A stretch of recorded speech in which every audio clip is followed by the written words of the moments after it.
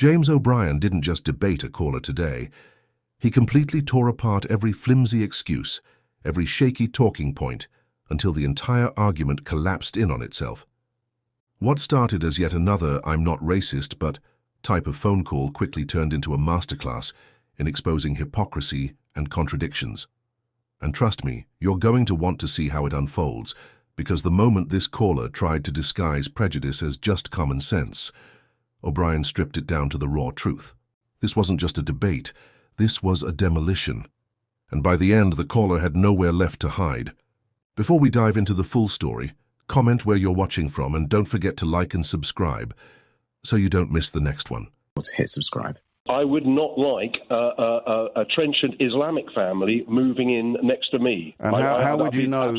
How would you know the depth of their religious beliefs? Because I know the culture, James, and this is the problem. But how would you spot it, Phil? That there is a genuine issue. I sit very, very much in the centrist position. I'm a member of a very progressive pan-European political party. I fully accept that, there are problems with migration. And I think that that's where I'm coming from, because I genuinely believe that the liberal left, well, not so much, but just the over-liberal. Well, can you just tell me what those words mean? Right, okay. People like yourself... Well, that doesn't tell me what the words mean. What do the words mean when you use them? Liberal, yes. In the sense of basically wanting, full human rights at every stage of political engagement, but only for humans, which is ideal. Don't get me wrong; it's an ideal, but it's a false ideal, and that it can not possibly reach. So what can't we reach? People like yourself, I am going to insist that you explain the words that you use, because you've made it about me. I'm saying liberal people have swept. Yes, but you haven't told me what liberal means, except under the carpet. No, we never talk about anything else, Phil. No, country. I'm sorry. You've swept it under the carpet. We haven't swept it under the carpet, Phil. In fact, today, the phone in today... That is not a problem. No one said there isn't a problem. There are people drowning in the English Channel, Phil. That's about as big a problem as humanity can conceive of. That is a huge problem, I agree. So what does liberal mean, Phil? My centrist friend. Okay. Overly liberal, James. You can't tell me what overly liberal means unless you tell me what does liberal mean. That someone who is concerned about non-cultural immigration, if you like... What does that mean? What does non-cultural mean? I mean, James, if I'm literally having to explain everything I say to you, but you do this, and this is your, mode, of operation. Well, then you knew what to expect. You must have given it some thought before you rang in. You can't tell me what liberal means. What does non-cultural mean? It means, if people, say, for example, I have a Polish family live next door, I might even not know that they're a Polish family because they blend in, But they speak Polish. Now, if you have but people who do not blend in, for whatever, it could be any European migratory family, if you like, or whatever, right. or community. It doesn't matter. The point is they blend in. How do they blend in? They've got their own shops. Because you don't notice them. James, I mean, this is ridiculous. This is the problem. You can't see the problem you create. What is the problem with non-Polish immigrants? You had a conversation with a Christian who objected, to homosexual issues and blah, blah, blah. And you went through Leviticus and Numbers. That's correct, pointing out, well, why don't you accept that? You would never do that with the Quran. Oh, I have done it with the Quran. No, you haven't. Yes, no, I have. I think the best example... Phil, why? I mean, you must appreciate, Phil, it's turning into a game of... It's turning into a game of gammon bingo, this, mate. So just pause and listen for a minute. I'll tell you... Huge difference, sir. House. So I think the best example I can give you is when people were complaining about the Quran being set fire to, I asked the caller if he would object to someone having it on their computer and pressing delete, and the consequences were similarly hilarious to a Christian trying to use Leviticus. So, and a while ago, you also went on about someone who was objecting to Islamic practices, and you made a conversation. His name was Richard, and you brought in the sock guy on the plane. That was nearly 10 years ago. Every person who is James. You are. That was nearly 10 years ago, Phil. Deny that. but it's obfuscation. So here we are on the radio the talking problem. about why the country has spent all week talking about Gary Lineker, and you've come on and said it's because there are people that don't blend in.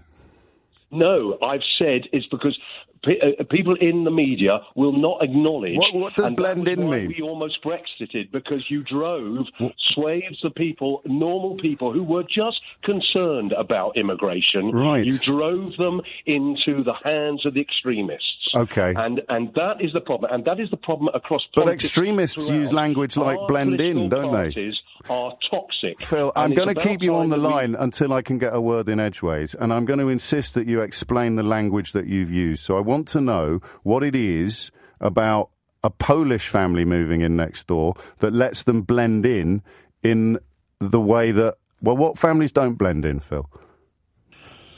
Well, I'd be absolutely honest. I would not like a trenchant Islamic family moving in next to me. And how would you know? Honest. How would you know the depth of their religious I know beliefs? The culture, James, and this is the But problem. how would you spot it, denying Phil? That there is a genuine issue. What about what? But what happened up would in it be, James? Phil? Again, I need to ask you some more. I need Recently, to ask you what some more happened questions, again, Phil.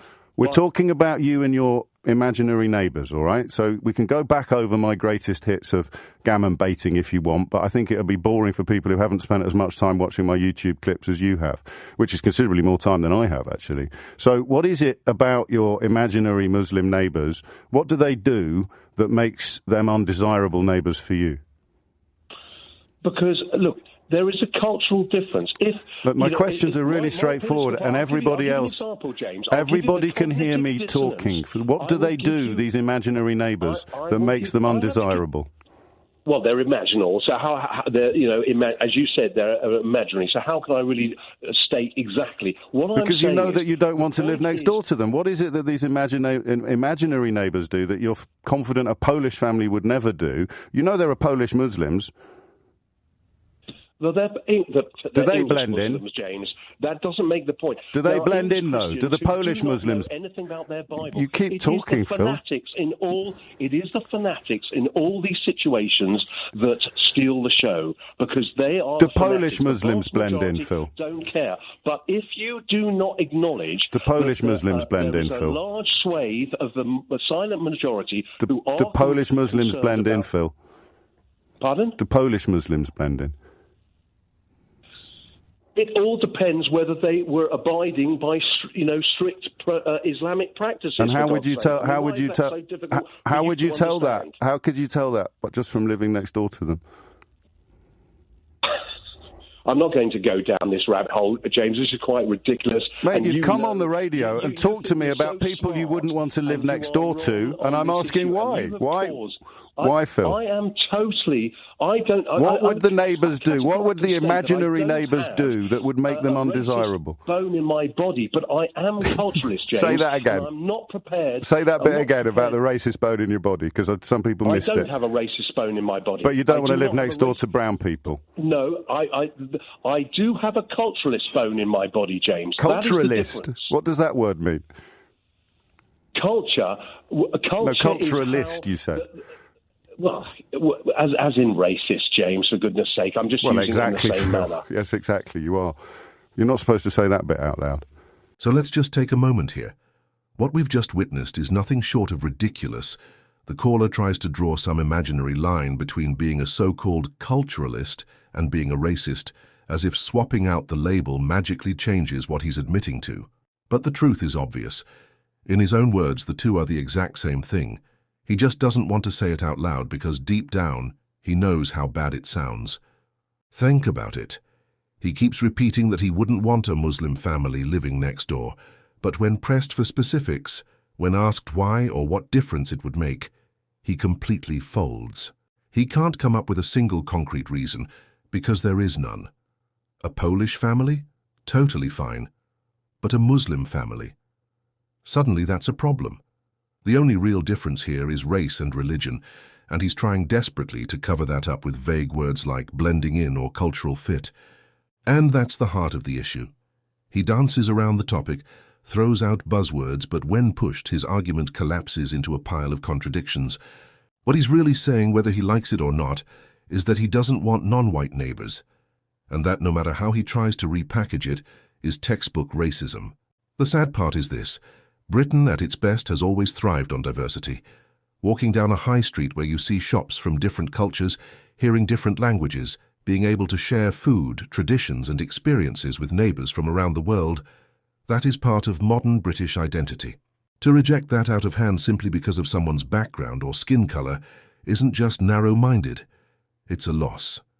A loss for community, a loss for connection, and ultimately, a loss for the very culture he claims to be defending.